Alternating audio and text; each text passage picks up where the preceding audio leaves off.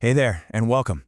If you're a student or maybe a junior engineer just starting out in reinforced concrete design, you know that feeling. It can seem like this total maze of codes and crazy calculations. Well, stick with me, because in the next few minutes, we're going to take all that chaos and make it crystal clear. Ready? Let's get into it.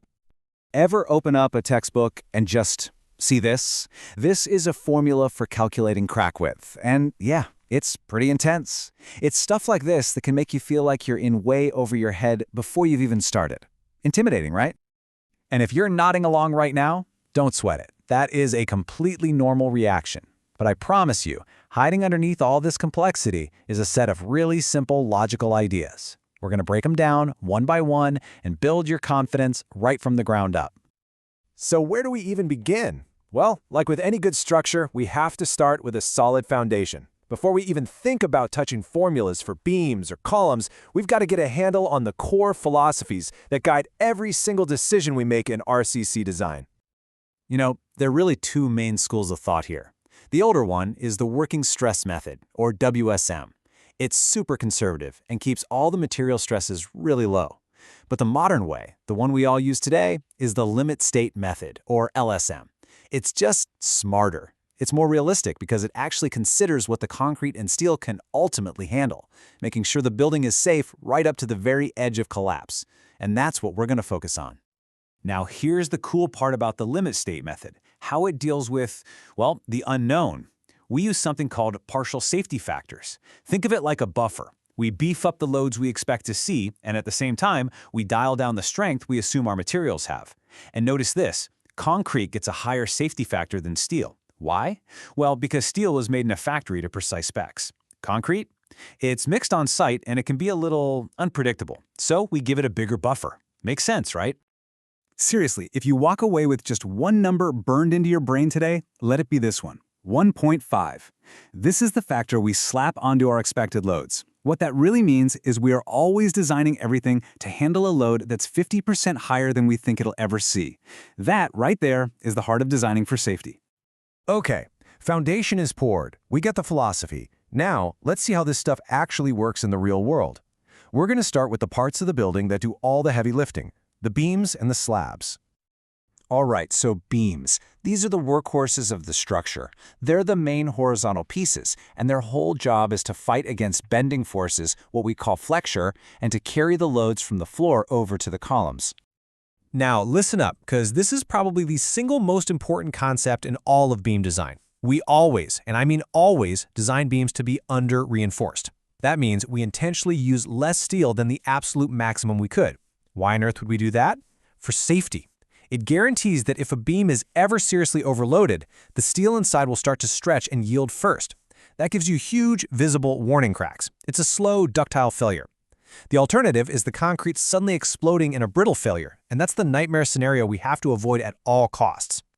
And this is the money shot for beams. This formula calculates the beam's ultimate strength, its moment of resistance, or mu. It looks complicated, but it's really just a balancing act. It's figuring out how the concrete, taking all the compression, works together with the steel, taking all the tension to resist the bending. It's all about teamwork. Okay, what about slabs? Well, if the beams are like the ribs of a skeleton, the slabs are the skin stretched over them. They're the big flat surfaces that make up our floors and roofs, and their job is to span the gaps between all those beams. People sometimes get twisted up trying to figure out if a slab is one-way or two-way. But honestly, the rule of thumb is super simple. Just take the long side of the slab and divide it by the short side. If your answer is 2 or more, the slab is long and skinny, and the load basically travels in just one direction, towards the 2 long beams. That's a one-way slab. If the ratio is less than 2, the slab is more like a square, and the load spreads out in both directions, to all 4 beams. And that's a two-way slab. Simple as that. So, we've got the load moving across the slabs and into the beams. But where does it go from there? Well, it's got to get down to the ground, right? So let's look at the supporting cast that does that job, the columns and the footings. Columns are the big vertical pillars of strength. Their whole purpose is to take all the combined weight from all the floors above them and carry it straight down. They are built to resist pure compression. But is every column designed the same way? Nope. It all depends on how slender it is. And the IS code gives us a really clear dividing line. If its slenderness ratio, that's its effective length divided by its smallest width, is 12 or less, we call it a short column. It's stocky. If it fails, it will crush. But if that ratio is more than 12, it's a long column, and it's more likely to buckle. That one simple check changes our entire design approach. And for those short, stocky columns, this is your core formula. It calculates the total load it can take, PU. And look how simple it is. It's just two parts added together. The strength that comes from the concrete plus the strength that comes from the steel reinforcement. That's it. Simple but incredibly powerful. And finally, we get to the footing. This is where the rubber meets the road, or the concrete meets the soil. Its job is to take that massive, concentrated load from the column and spread it out over a big area so the ground doesn't fail. That means two critical checks. First, is the footing big enough for the soil? And second, and this is a big one, is the footing thick enough? We have to check that the column doesn't literally punch a hole right through the footing. We call that punching shear, and it's a major failure to avoid. We've gone from the big abstract ideas all the way down to the dirt. We've covered a ton of ground. So now for the payoff. Let's pull all of this together and turn that theory into a practical, usable cheat sheet that you can actually take with you. Okay, let's talk strategy, especially for an exam. How you present your work can be just as important as the final number. First off, always write down all your given data. Next, draw neat sketches. A good drawing shows you understand the problem and can even get you points. And look, even if you don't get to the final answer, showing your work with clear, logical steps will get you a ton of partial credit. Work smart. And here it is, your at-a-glance cheat sheet. These are some of the most common, most important values right out of the IS code.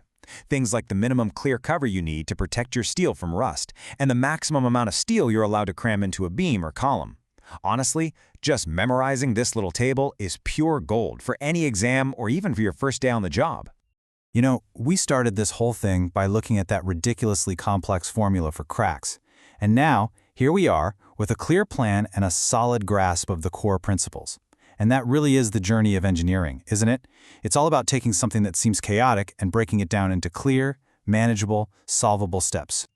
So, the code isn't chaos anymore, is it? It's a language. It's a set of rules. It's a toolkit. And now that you have it, now that you understand the why behind all the formulas, the only real question left is, what are you going to go out and build with it? Thanks for tuning in.